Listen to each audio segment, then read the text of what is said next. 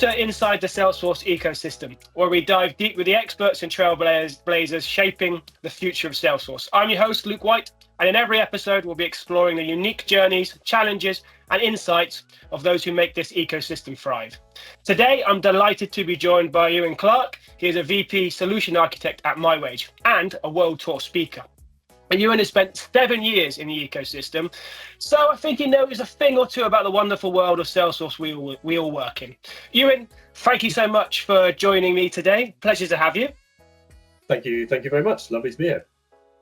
So let's dive in. Let's not wait on ceremony. Let's dive straight in. So, can you tell us a little bit about yourself and your role as a solution architect? So, I always say that the role of a solution architect is making the possible practical. So we're trying to capture potentially very complex business requirements, and then we're turning those into sustainable architectures and solutions for our customers. So I like to think of myself as not smart enough to really be a developer, but not clever enough to work on the business side. So I sit in between those two things. I translate requirements into products. Okay, interesting. So yeah, sometimes you have in a business, people have got these great ideas, and actually sometimes they need like a reality check, I guess. Okay, yes, but there's sometimes better ways to sort of rework how that sort of happens as well. Absolutely. The law of unintended consequences in Salesforce is huge. Whether we're talking about a greenfield implementation with multiple vendors in it potentially, or even more so when we're looking at a more well-established org, which may have considerable technical debt. It's the impact analysis of the changes we make is a big part of solution architecture. Okay, no, excellent. So let's go back a bit. So how did your journey start in the Salesforce ecosystem? And sort of the second part of that question as well is, how have you seen the community and the ecosystem sort of evolve over your tenure within the Salesforce ecosystem? That's a great question. So first of all, my first exposure to Salesforce was as a user. So I started in recruitment, and we used Salesforce products in that recruitment game. I also actually recruited Salesforce people. So I had quite an unusual entry into the ecosystem. I didn't originally start as a developer. I started as a user, and then I became a consultant within the recruitment firm that I worked for. And then I've come full circle, if you like. So I started my career going, why doesn't this field do what I need it to do? And now 7 years later, I'm saying, why doesn't this field do what I needed it to do? But from a different side of the business. So it's been an interesting one. And how has the ecosystem changed? I mean, obviously, from the user perspective, we've had massive changes, massive things like Lightning Experience has come in. The depreciation of Process Builder, everything moving to flows. There have been some substantial Salesforce acquisitions now, most recently formerly owned Backup, for example. There have been other things like marketing cloud changes. Now, very recently, obviously, the huge push with Agentforce and AI, which Mark Benioff is really driving from the top there. Overall, I would say that Salesforce itself has grown as a solution, and the people within that ecosystem have also grown. There are dozens of types of Salesforce professional that simply did not exist 7 years ago. Yeah, no, I think that's good. Yeah, I think this AI thing's probably got a bit of a future. I reckon there might be something there. I think they're pushing something. So yeah, it's interesting. And the Agentforce World Tours are in full flow as we sit here today on the 4th of November. So interesting with the ecosystem changes. Have you seen it get bigger, the ecosystem, the community around it? But with that growth, has it then become sometimes harder to find information as well? Sometimes when things get too big, it's hard to then find what you're looking for. It becomes too convoluted. Interesting point. I think that sometimes trying to define the Salesforce ecosystem as one cohesive system is very, very difficult to do, because there's Salesforce that, the mum and pup shop with one part-time admin and 20 users. Which sometimes gets forgotten. A lot of people focus on the enterprise customers, but the reality is the vast majority of people who use Salesforce don't work for an enterprise business. So that side of the ecosystem has actually remained relatively stable. Admins have had to learn a lot of new skills in those 7 years, but that part of Salesforce, which is often neglected, is still very similar.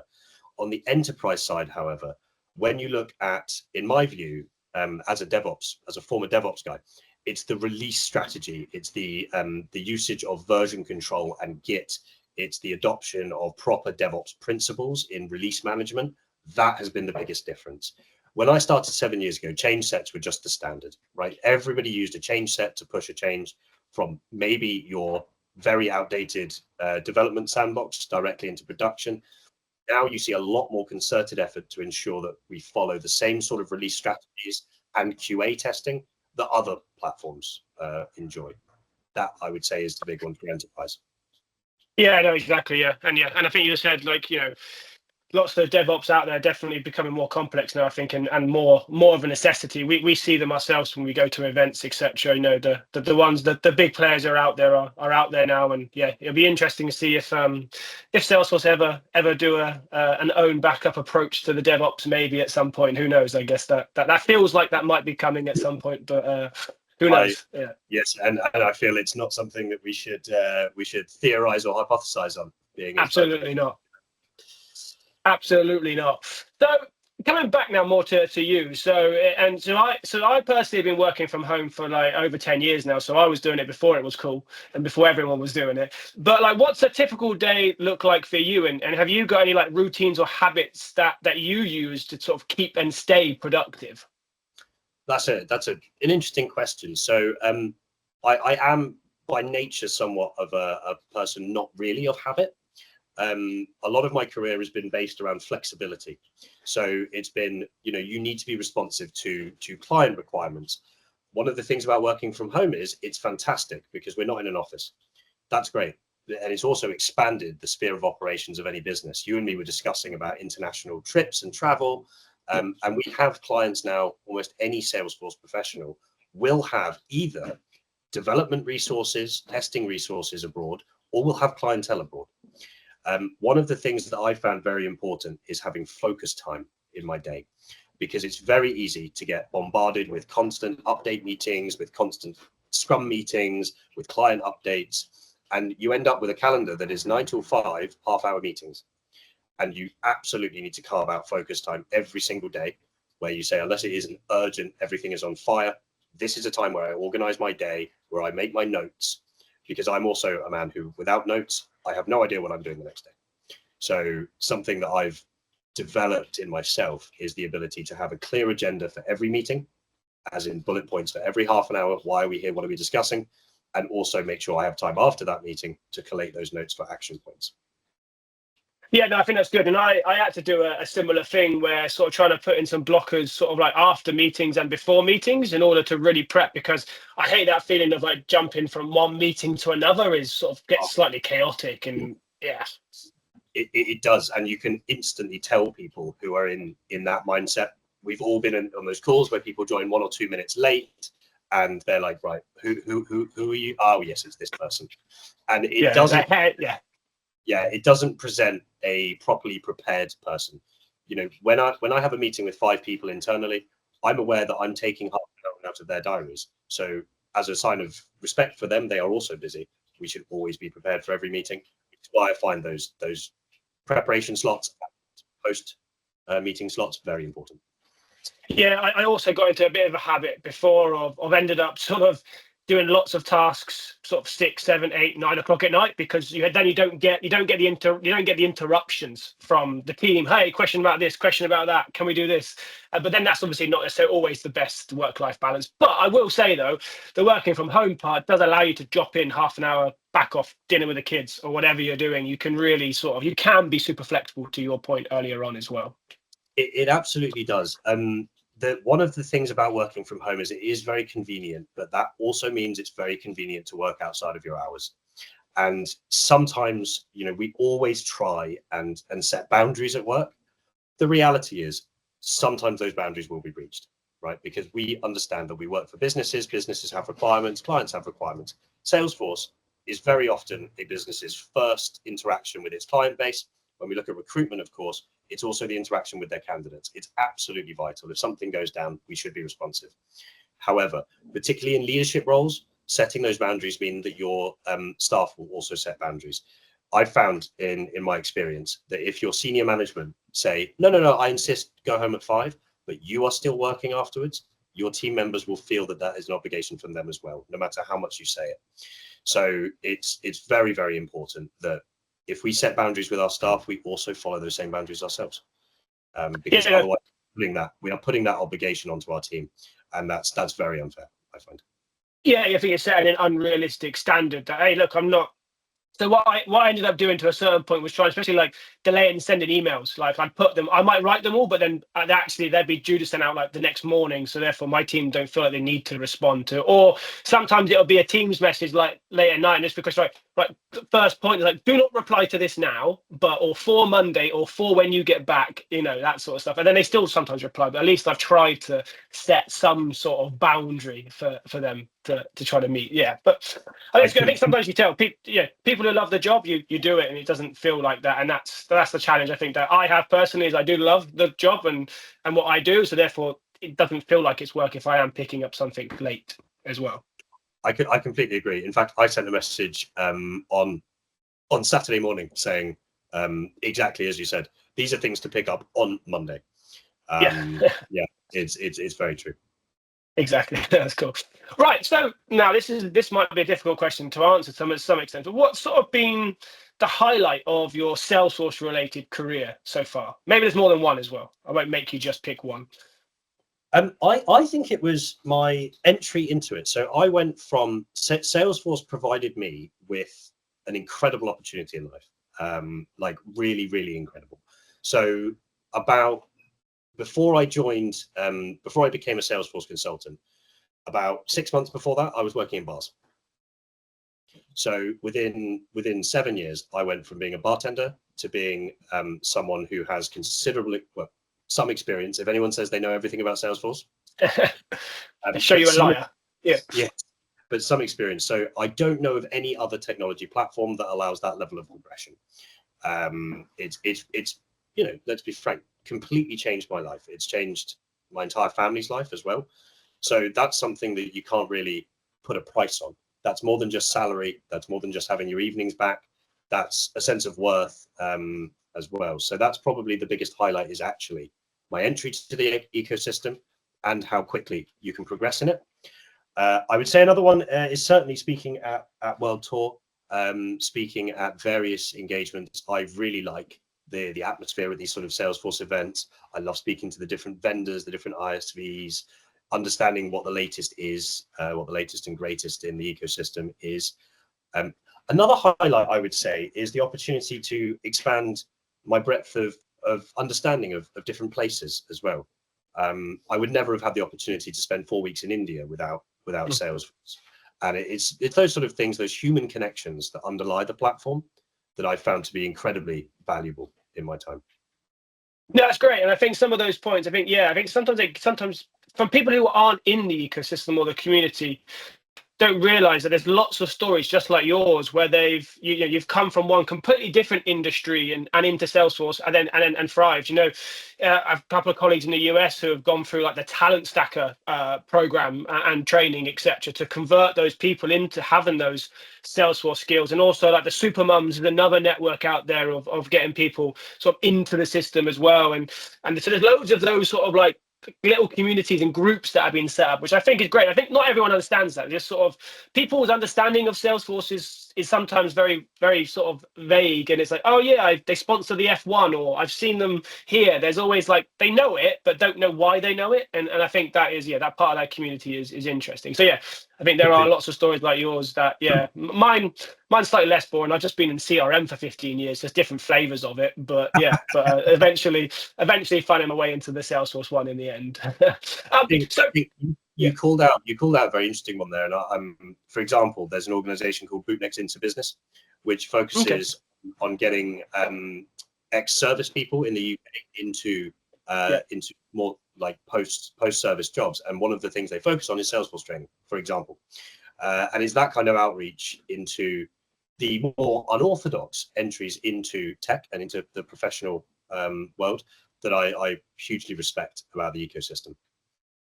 Yeah, it's a good point. And I know in the US they're a very similar thing as well. And there are some consultancy firms who only hire ex-military personnel as well, and try to give them starts or the next chapter of their life after serving for their country and for the greater world. So I think it's a nice transition. That it's so big out there. There are job opportunities there, and I think if you show some willingness and work hard, I think you can be super successful within the ecosystem for sure.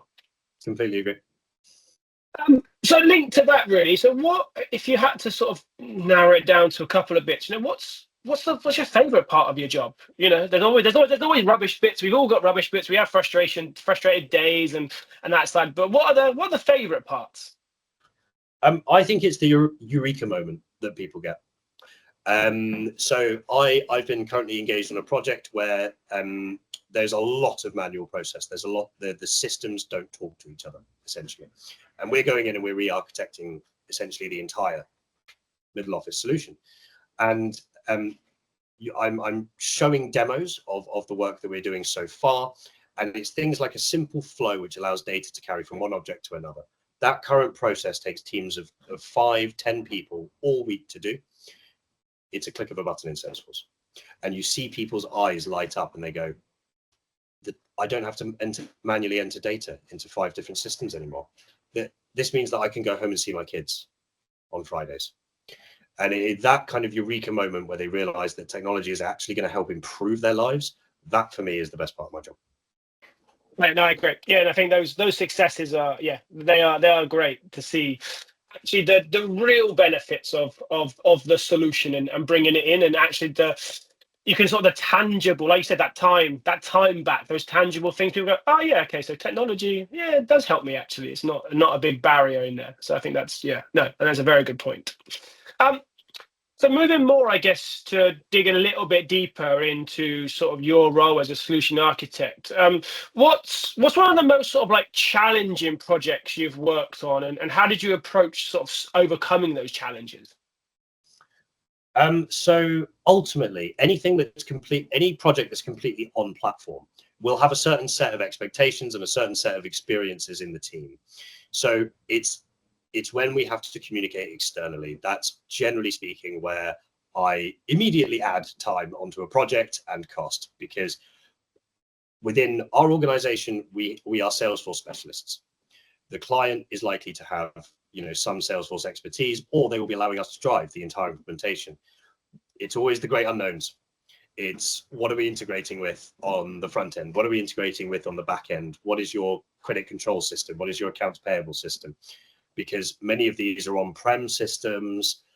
Some of them are a dusty Toshiba laptop in the office with a post-it saying, do not turn off, entire finance system relies on this. Those are the great unknowns. And I would say the hardest part of our job is delivering or accurately estimating what we can deliver when we don't know what we don't know. Yeah, no, I think you're right. And then there's always something that happens in a project. In a previous life, I was an onboarding consultant, etc. So you'd be like, oh yeah, I forgot about this bit, and you're like, when, why have you forgotten about this bit? This is like fundamental. I've got to redo like 8 steps now because you've thrown this at me on like 11 o'clock before release. Or a classic one is when you're halfway through the project, and as part of our project, we always go, who are the key decision makers, and who are the key information holders, and who are the key process officials on the client side to make sure that we match the requirements. And one of the things we do is has anyone got any time off that we need to be aware of? And one of the classic ones is, well, oh no, sorry, the head of finance is on holiday for 2 weeks during go live. And you're like, well, that's going to make it tricky. Those things bring up sometimes as well, which also make it difficult. Every time, one of the key parts of our project management theory and mentality at mywage is spreading out responsibility and ensuring that we don't have a single point of failure, both on our side and the client side, to make sure the data is visible to everyone, make sure process is available to everyone, and that there is a consensus, and that it's not just dependent on a single individual. Yeah, exactly. Yeah, it's important that because anyone can get hit by a bus tomorrow and all that sort of stuff. So it's important that someone can pick it up.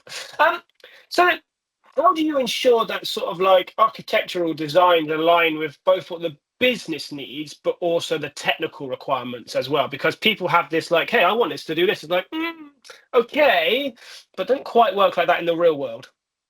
This is the balancing act of solution architecture. It's why it's not technical architecture, and it's why it's not being a BA. It's sitting in between those two. And I find, for one thing, over-promising never works. If you have a problem which is fundamentally not solvable on platform, then this needs to be called out at the beginning, because while almost any problem in Salesforce is fixable, it's only fixable with time and expertise. And both of those things cost money.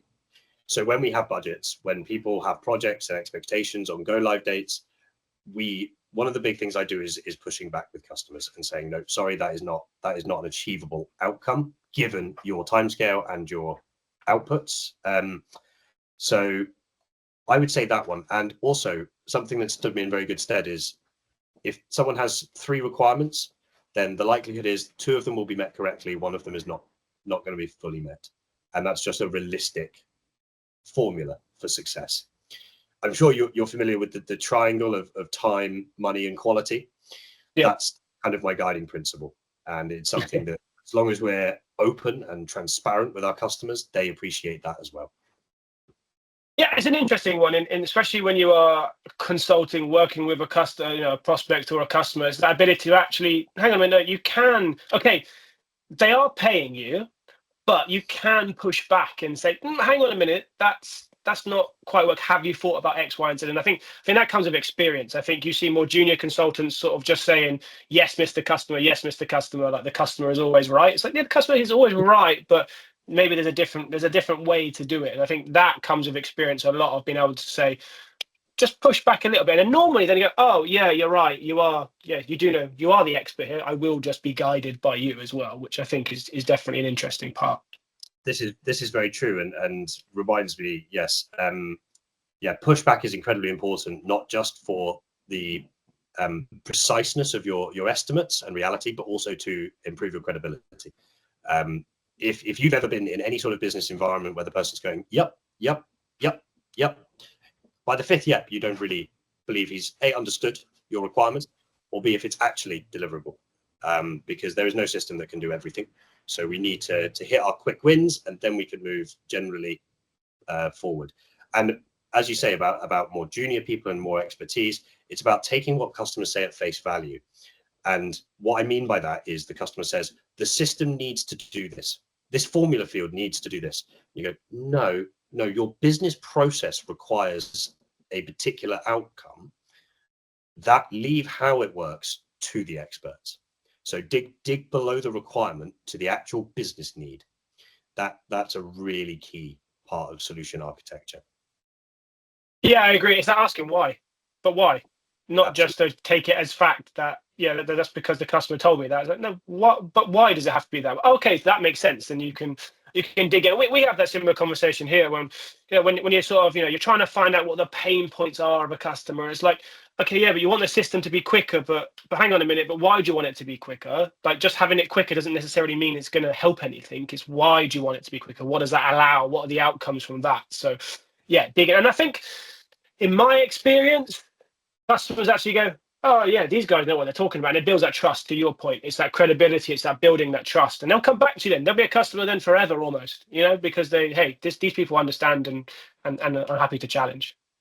Understanding your limitations is another key one here as well. So when we talk about SMEs in project management, etc., you've got your subject matter expert. Knowing your lane is incredibly important. For example, when we have finance people or payroll people, I obviously interact with payroll people all the time. Payrolling is a career. You can spend 30 or 40 years as a payroller and not understand everything in payroll. Payroll is an incredibly complicated part of any business. And I do not go in saying that I'm a payroll expert. That is not my domain. It is not my lane. I am willing to be led by people who have the appropriate expertise, and I stick with what my expertise is.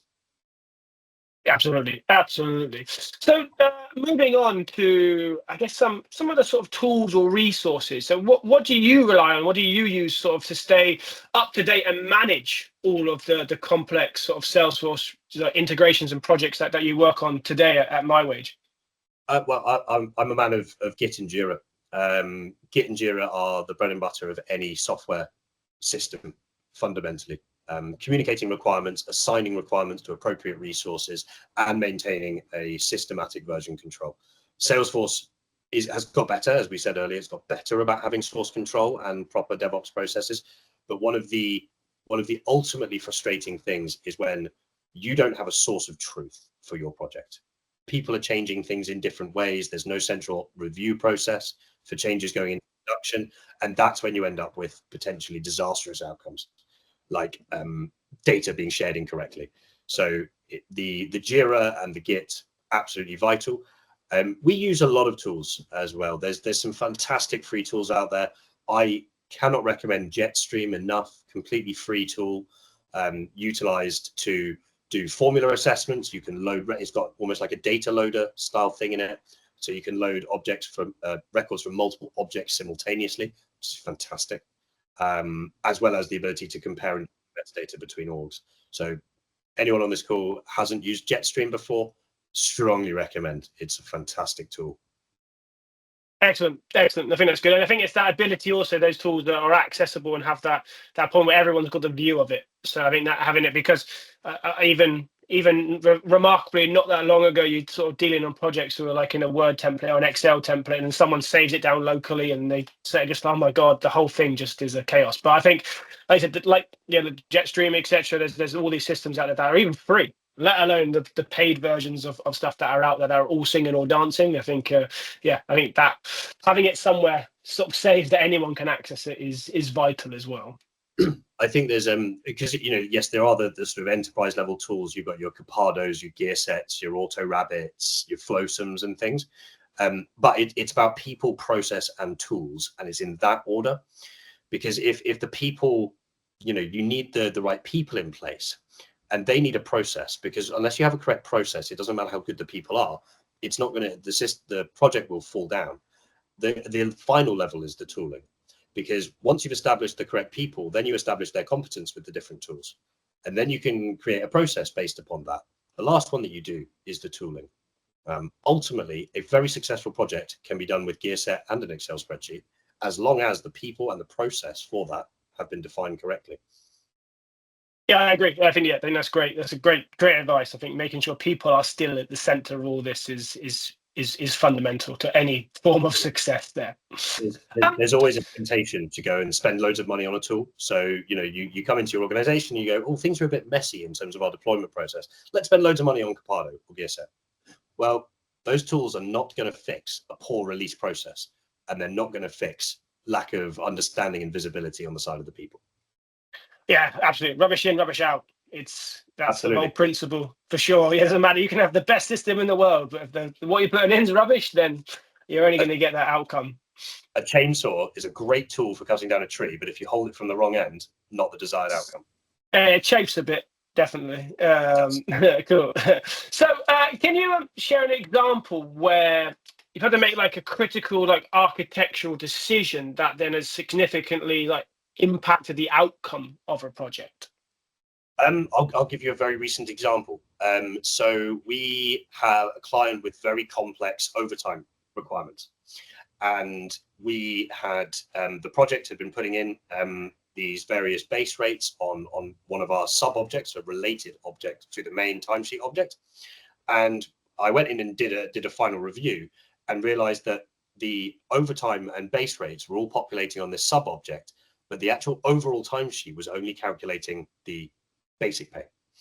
And it's that kind of architectural review where you go in payroll specifically, you go from what is the gross pay data, what is our actual input data, because without the input data as a payroll system, we are essentially a calculating and processing platform.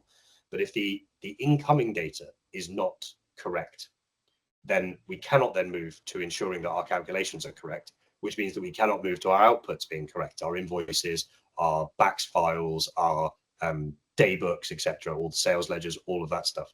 So that would have been an example of where we went in and I went, right, well, fundamentally at this point, the gross pay data is going to be incorrect. So we need to go all the way back to review what are our input datas before we move to the next step. Perfect. Yeah. No. Yeah. Exactly. There's always a little wrinkle somewhere. It's like, there's always something that you stumble across. But no. And to come back to that single source of failure and everything, that's something where 3 or 4 people had hands in that decision, client side and our side, but no one had an overall view, because the various people are concentrating on their specific parts of the project, and then the overall, is this actually correct? Because the client side people aren't aware of the technical side of it, but also the technical client side aren't aware of the actual output. So this is why the solution architecture job exists, because you're joining those two things together and reviewing that the technical solution stands up, but also that the business process is matched. Yeah, I guess it's balancing sort of like, what's technically impractical, and then against innovation and the client needs, and again, like you said, as we've touched upon, that is like the main role almost is to try to sort of string all those things together so everyone's sort of rowing in the same direction as well. Absolutely, that's a good way of putting it. Yep. So last couple of questions. So more now, sort of more on advice, I guess, from your experience, etc. over the years. But what advice would you give to like aspiring solution architects, and what sort of key skills and attributes should they focus on developing? I've had a very I've been very, very lucky in my career. That's the first thing.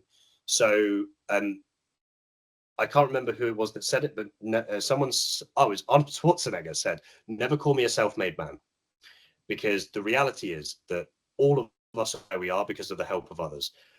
The ability to be confident enough in yourself to ask for help is the #1 determination of success. I stand on the shoulders of people who taught me everything. So that's the #1 thing. Understand that when you started a company, you are expected to ask questions. You are not expected to come in and be the expert straight away. And that's a very important thing. Something else I would say to give people confidence to ask for help is, people like you when you ask for help. It actually generates, in us psychologically, it generates a desire to help that person, and you actually like the person who's asking you for help. So don't be afraid to ask for help, and don't be discouraged either. As I said, I've been incredibly lucky in my career. I've got into great companies. I progressed very, very quickly. Some of it is due to hard work, yes, but if you feel like you should have been promoted, if you're struggling with interviews, the job market at the moment is bad for all technology.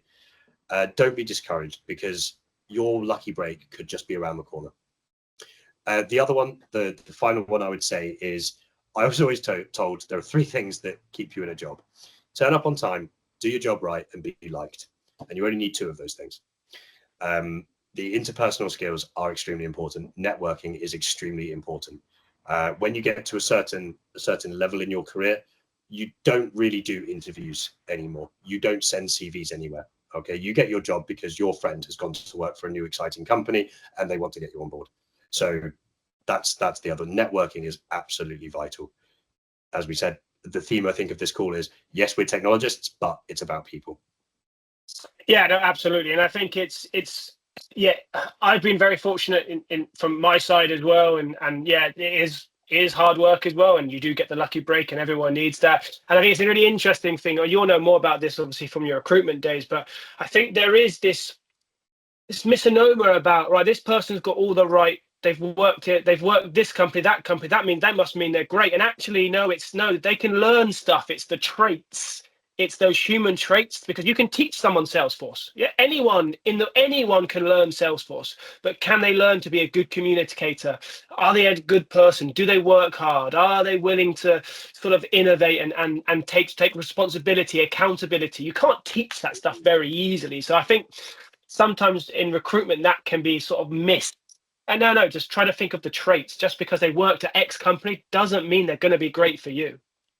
And I could not agree more. I would rather take someone with no experience but a huge appetite for learning and a work ethic over someone who And there are many organizations where if you've worked there long enough, you have picked up that organization's way of working, and actually that isn't necessarily what another business needs.